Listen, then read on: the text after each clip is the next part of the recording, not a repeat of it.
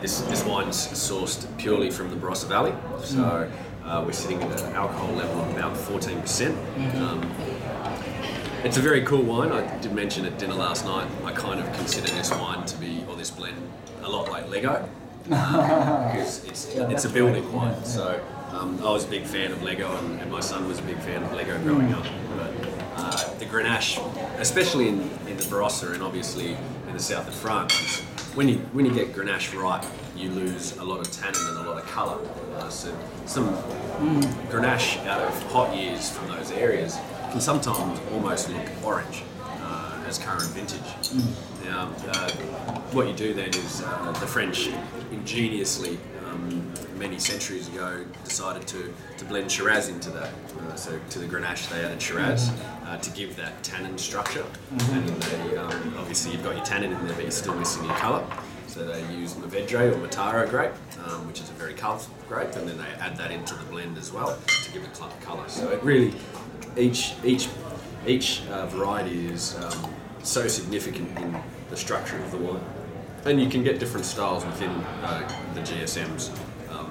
This wine has, off the top of my head, I'm sure 14 has about 50% Grenache, 30 to 35% Shiraz, and the balance is Mourvedre. So, I think it pieces quite well together. It only goes into 1-year-old oak, so 1-year-old oak or older. I don't like using any new oak with this wine because I really want people to see the fruit and to see the wine itself. You can be very subdued by the use of too much oak in a wine, and it can mask a lot of the characters there. So you don't really want people falling in love with oak, even though it's a wonderful smell and taste. You want people falling in love with the wine.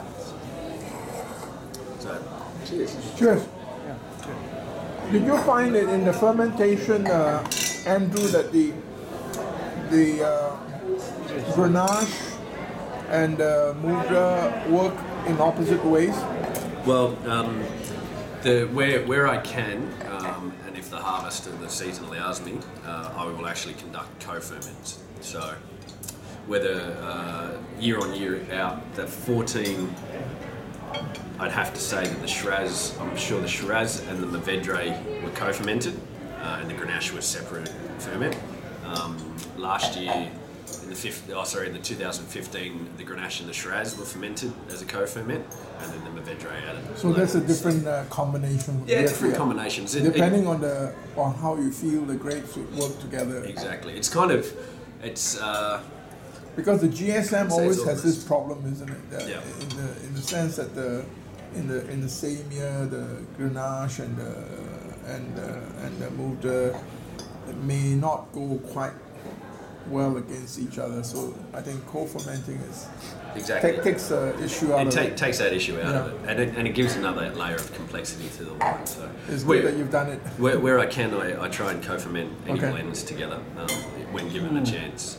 The recent one we're doing a lot of since about 2013, 2014 in the Hunter is actually a Pinot Noir Shiraz blend. Wow.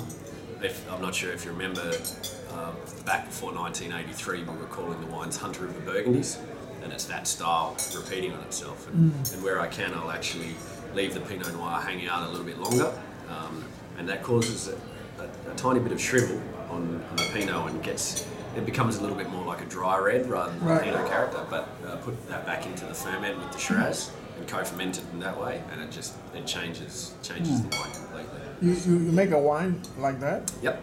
Which range? So that's actually in the Uno range. So it's we haven't got the bottle here, but it's in the pamphlet. It's a 60% Pinot Noir, 40% Shiraz, and it retails for 150 at the cellar. So the 2015, you left the Pinot. No, so that was 2014. 2015 and 16. I didn't actually make the Pinot Shiraz. Okay. But this year, so 2014, the Pinot and the Shiraz were separate ferments, and it pieced together quite well. But it took about a year in the bottle till it really lost its bottle shock and came together. Whereas 2017, this year, I had the opportunity of the co-ferment with the Pinot Noir and the Shiraz. Even though I trialled it in the last couple of years, the wine just wasn't quite right to release into that top range. This year, with the co-ferment, it's worked perfectly. So that's at your top. That's at the top. That's Okay. at the very top of the range. So. Good to know. Yeah. we might have to try and find some later on. How many bottles did you make in 2014? Of everything all together, or just Yeah, all in. And the Pinot Shiraz. the Pinot Shiraz. We made 2,000 litres, so we were talking touch over 9 litres to a dozen, so it took about 230 dozen, 220, 230 dozen. So not a great deal at all. I'll see you on tip anyway. Very rare. Yeah.